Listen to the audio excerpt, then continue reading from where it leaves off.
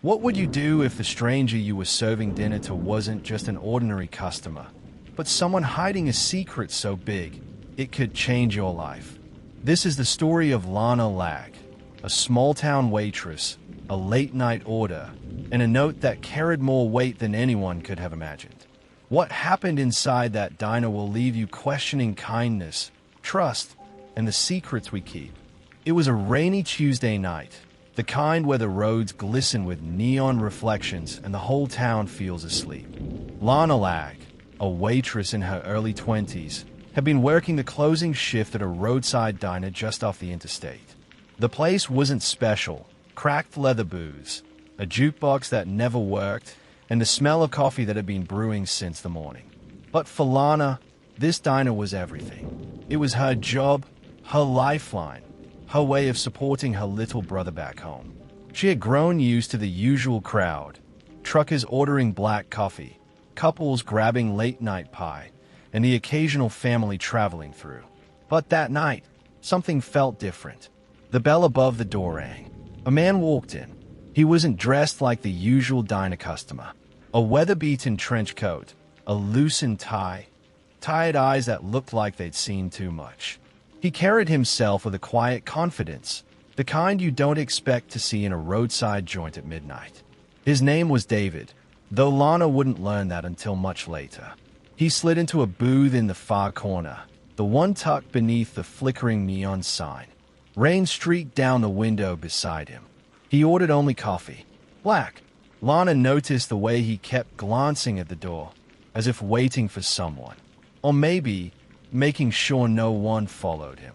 For the first hour, nothing happened. Just the clinking of forks, the hum of the fluorescent lights, and the low rumble of rain outside. But as Lana poured David his second cup of coffee, she slipped something beneath the saucer, a folded note.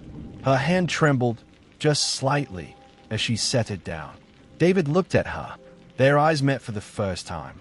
And then, without a word, he opened it. The note said, "I know who you are. Please don't leave without talking to me." David froze. His fingers tightened around the paper. How could she know? He had been careful. He had chosen this place because it was far from the city, far from anyone who would recognize him.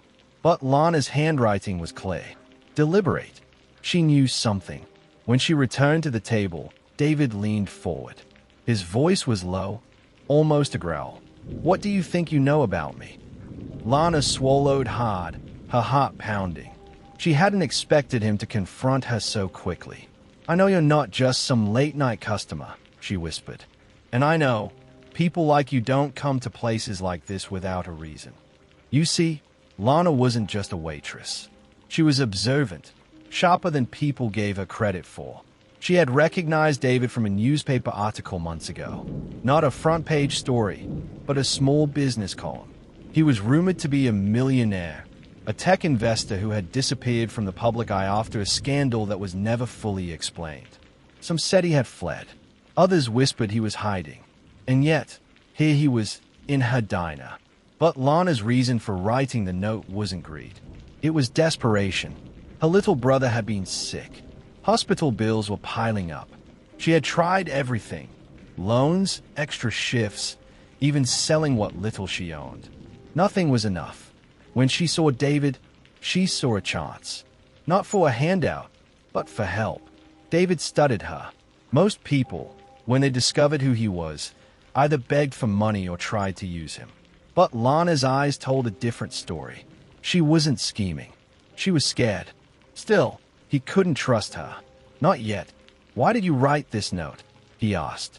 "Because," she said softly, "sometimes the people who hide the most are the only ones who understand what it's like to be desperate."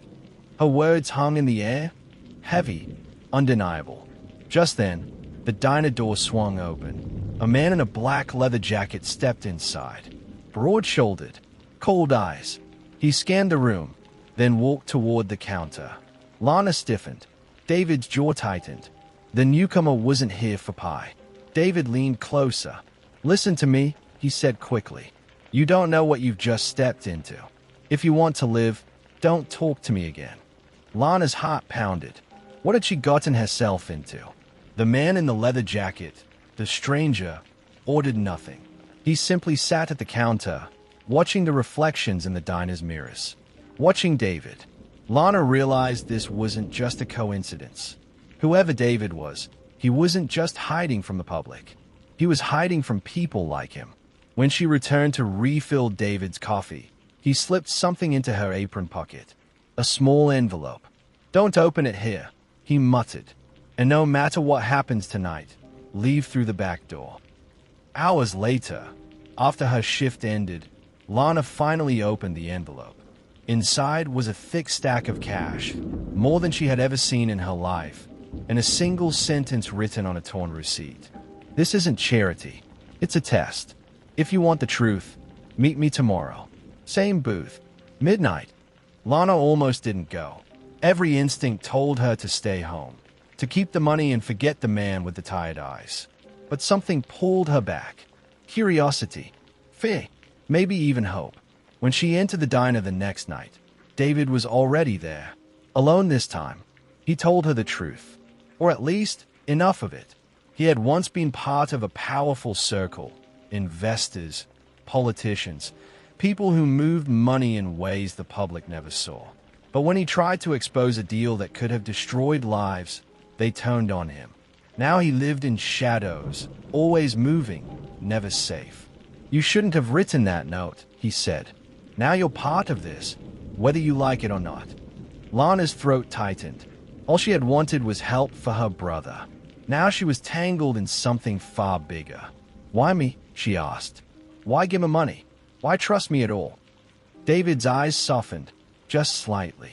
"Because you reminded me of who I used to be, before all this." Over the weeks that followed, Lana and David's paths crossed again and again.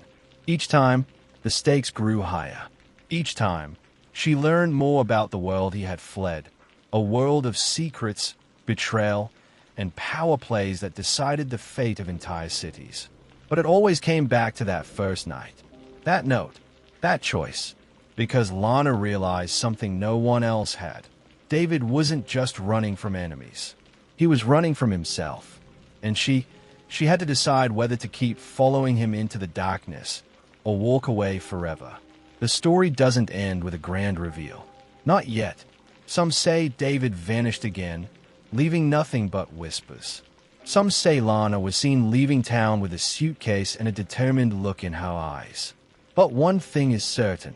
That night in the diner, when a waitress named Lana Lag slipped a folded note beneath a coffee cup, changed everything. So what do you think? Was David truly a fallen millionaire trying to do the right thing? Or was Lana just another player in a game she never understood? Tell us in the comments what you believe happened after that night.